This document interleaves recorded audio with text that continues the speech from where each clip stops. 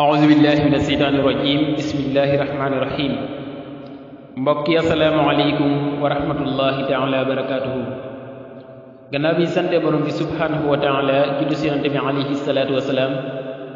ñu ngi leen di nuyu ñu indilaat leen naafel guddig weeru koor gi ngeen si ànd ak seen mbokkum taalibe ndongali Arouna Ndour Maraaxib waaye xadis bi ñu leen indilaat tey mbokk yi yonante bi sallallahu alayhi wa sallam waxoon ko mu doon xadis boo xam ne ñu bari ñu ngi si toj penc mi tey te bàyyiwuñ ko xel moom alayhi salaatu wasalaam waxoon ne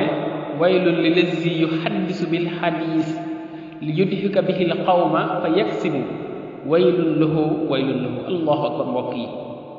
yonent bi sallallahu alayhi wa sallam nee na toskare ñeel na ki nga xam ne dafay wax benn wax waaye jublu si dara lu dul reetaanloo ay nit waaye yemu ca daa fekk la muy wax sax du dëgg ay nar dong la kon mbokk yi loolu warees na ko bàyyi xel yonent bi nee na ko toskare ñeel na ko dangaa baa moo ñaari yoon waylun lahu kon nañ bàyyi xel ñi nga xam day nekk si ginnaaw ay écran di wax ay wax yoo xam ne ay nar dong la te fekk la si jublu si dara lu dul retaan lu ay nit dañ ko bàyyi xel incha allah kon tey di gudd fukkeel ak juróom-ñaar ku si julli fukki rakaam ñaar bu ci nekk fatiha benn yoon ak inna anzalnaahu ak qul huwa allahu ahad bu ci nekk ñaari yoon des na ko ca bindal tiyaaba ju toll ni li mu ko njëkk a gëm yàlla ba ci bu mujjee gëm bu fekkee dafa tawatoon dina wér bu amee woon bor yàlla dana ko fay bu nekkoon ci njàqare des na wuñu njàqare la te des na ko mu musal ci safara wasalaamu aleykum wa rahmatullahi taala wa barakatuhu